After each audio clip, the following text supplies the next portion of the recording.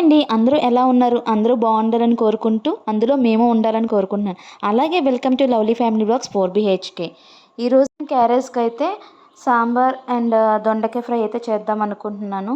So దానికోసం అయితే పప్పు అయితే కడిగేసి నానబెట్టేసుకున్నాను. ఆ పప్పులో కొంచెం టమాటాలు, అలాగే ఉల్లిపాయలు, పచ్చిమిర్చి అండ్ కొంచెం పసుపు, కారం వేసి ఇవన్నీ కలిపేసి కొంచెం హాట్ వాటర్ అయితే వేస్తానండి. ఫాస్ట్గా అయితే అయిపోతుందని చెప్పేసి, క్యారెట్స్ కదండి, సో లేట్ అయిపోతుందని చెప్పి కొంచెం అన్నీ కూడా ఫాస్ట్గా పెట్టేస్తున్నాను. సో అదిగోండి, వేడి నీళ్ళు వేసేసి ఒక 5 విజిల్స్ తీసేస్తానండి. పప్పుని పక్కన ఒక స్టవ్ మీద పప్పు అయితే పెట్టేశానండి, ఉడుకుతుంది సాంబార్ కోసం.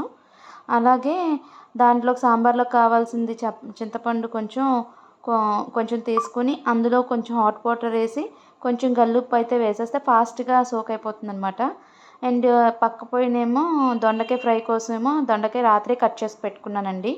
ఒక కాయని 4 పీసెస్ కింద కట్ చేసుకున్నానండి. ఫ్రై అయితే బాగుంటుందని చెప్పేసి దొండకాయనైతే డీప్ ఫ్రై చేస్తున్నాను. పూర్తిగా ఫ్రై అయిపోతే బాగోదండి, కొంచెం జస్ట్ బ్రౌనిష్ కలర్లోకి వస్తే సరిపోతుంది. అలాగే ఈలోపు పప్పు అయితే ఉడికిపోయిందండి. పప్పు తీసి పక్కన పెట్టేసి అందులో అయితే స్మాషర్ పెట్టి స్మాష్ చేస్తున్నానండి, మెత్తగా అయిపోవడం కోసం. అంటే పప్పు తగులుతూ ఉంటే బాగోదు కదా, సో అందుకని స్మాష్ అయితే చేసేస్తున్నాను.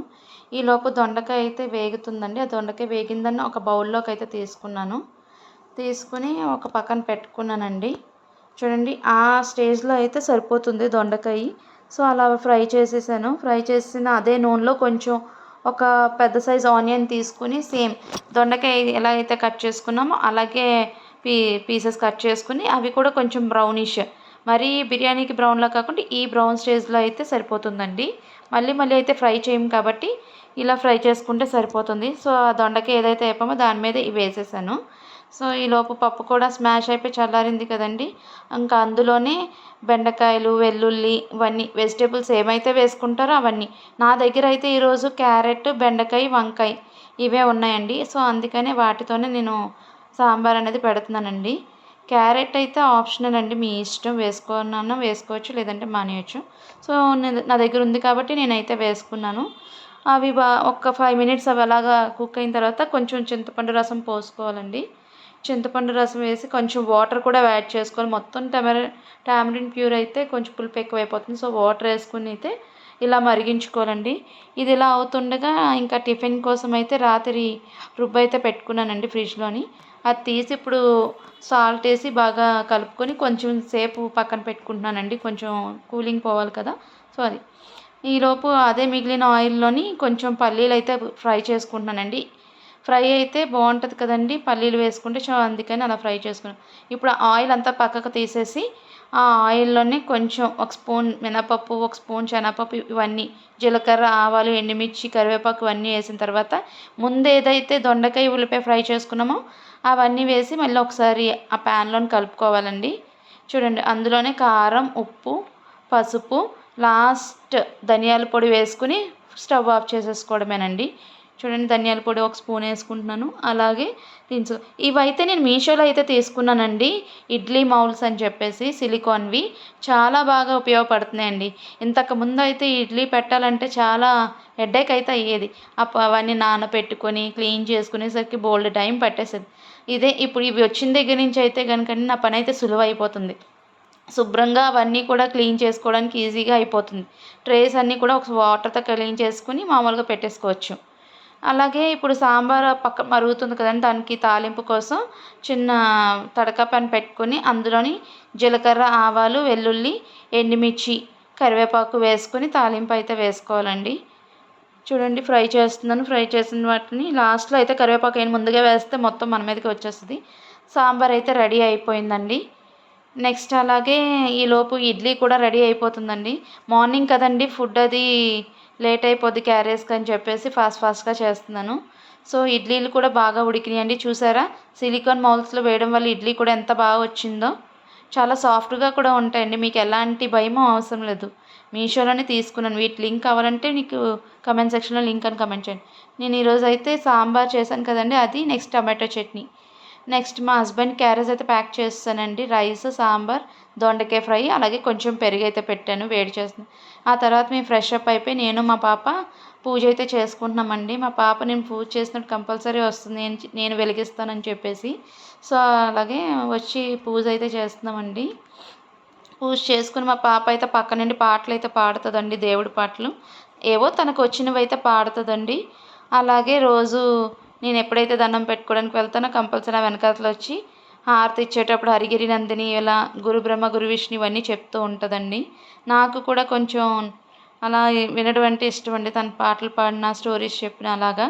అయితే హారతి ఇచ్చేసి మేము హారతి తీసేసుకుని ఇంకా టిఫిన్ చేయడానికి అయితే వెళ్ళామండి. ఇప్పటికే చాలా లేట్ అయిపోయింది, అందుకనేసి టిఫిన్ అయితే మా పాపకి నేను పెట్టుకుని తినేస్తున్నాము. సో అప్పుడు మా బాబు అంటున్నాడు, అమ్మ టీవీ పెట్టుకుని చూస్తాము ఒక హాఫ్ అన్ అవర్ అని అడిగితే, సరే అయితే చూడండి, నేను ఈలోపు టిఫిన్ చేసి వస్తాను, మీరు ఈలోపు టీవీ చూస్తూ ఉండండి అని చెప్పానండి. చేసేసి నిన్న వాష్ చేసిన బట్టలు ఉంటే అవి మడత పెట్టేశానండి. ఇంకొంతసేపు అలా కూర్చుంటే మా పాప చూడండి ఎలా అల్లరి చేస్తుందో. కరివేపాకు ఉన్నది కదా, అదంతా ఆకంతా తీసేసి అవి ఉన్న పుల్లల్ని ఇలాగ నాకు ప్రపోజ్ చేస్తుందండి. అమ్మ ఐ లవ్ యూ అనుకొని. చాలా పిల్లలతో ఆడుకున్న తర్వాత మీషోలో ఆర్డర్ పెట్టిన డ్రెస్సెస్ అయితే వచ్చాయండి. వాటి రివ్యూస్ అయితే చేస్తున్నాను. డ్రెస్సెస్ అయితే చాలా బాగున్నాయండి. కలర్స్ క్వాలిటీస్ అయితే చాలా బాగున్నాయి. మీకు కూడా ఈ డ్రెస్సెస్ నచ్చుతాను అనుకుంటున్నాను. ఈ కాలంలో అయితే ఆరెంజ్ కలర్ బాగా ట్రెండ్ అవుతుంది కదండి. ఈ డ్రెస్ గురించి చూడండి ఎంత బాగుందో. బొటిక్ స్టైల్ అయితే అనుకున్నాను. ఈ డ్రెస్కి ఇచ్చిన వర్క్ అయితే సూపర్ అని చెప్పచ్చు. చాలా బాగుంది క్వాలిటీ కూడా. అలాగే నెక్స్ట్ వచ్చే డ్రెస్ కూడా చాలా బాగుంటుందండి. రెడ్ కలర్ డ్రెస్ చాలా అంటే చాలా బాగుంది. పార్టీస్కి కానీ చిన్న చిన్న స్మాల్ ఫంక్షన్స్కి కానీ చాలా బాగుంటుందండి. దుపట్టా అయితే సూపర్ అని చెప్పచ్చు. అలాగే ఈ లావెండర్ కలర్ డ్రెస్ అయితే చికెన్ కర్రీ టైప్ అండి, చాలా బాగుంది. 3 పీస్ కుర్తా సెట్స్ అండి, 3 కూడా చాలా బాగున్నాయి. మీకు కూడా కావాలంటే లింక్స్ కావాలంటే డిస్క్రిప్షన్లో అయితే ఇస్తానండి, చూడండి. అలాగే ఈరోజు మా హస్బెండ్ అయితే ఫాస్ట్గా వచ్చేసారు. సో పిల్లలు అయితే చాలా హ్యాపీ అయ్యి, డాడీ సైకిల్ తొక్కుందాం బయటకు వెళ్దాం అని అడిగితే, సో పదండి అని చెప్పేసి వాళ్ళని అలా సైకిలింగ్కి తీసుకెళ్ళి పానీపూరి అయితే తెచ్చుకున్నారండి. సో వాళ్ళతో పాటు నేను కూడా కూర్చుని అలా మాట్లాడుకుంటూ కూర్చున్నామండి. సో అయితే నైట్ అయ్యేసరికి అడిగాను ఏం చేయాలని చెప్పేసి అడిగితే మా హస్బెండ్ అన్నారు బియ్యం నూక ఉప్మా అయితే చేయమని చెప్పారండి. సో బియ్యం నూక ఉప్మాకు కావాల్సినవన్నీ కూడా నేను రెడీ చేసి పెట్టుకుంటున్నాను. మీరైతే బియ్యం నూక ఉప్మా ఎలా చేస్తారో నాకు కమెంట్ సెక్షన్లో చెప్పండి. నేనైతే ఇలా చేస్తాను. ఫస్ట్ అయితే నెయ్యి అయితే కొంచెం తీసుకొని అందులో నూక అయితే వేసుకుని వేపుకుంటాను. ఈ నెయ్యి అయితే మాత్రం హోమ్ మేడ్ అండి, నేను ఇంట్లోనే ప్రిపేర్ చేసుకుంటాను. పాల ప్యాకెట్లు తీసుకుని దాంతో వచ్చిన వెన్నని. సో అలాగా నెయ్యిలో అయితే కొంచెం ఫ్రై చేస్తానండి. అంటే మరీ బ్రౌనిష్గా కాదు, కొంచెం లైట్గా వేడెక్కడానికి. ఎందుకంటే పిండి కొంచెం పచ్చిగా ఉంటుంది కదా బియ్యం నూక.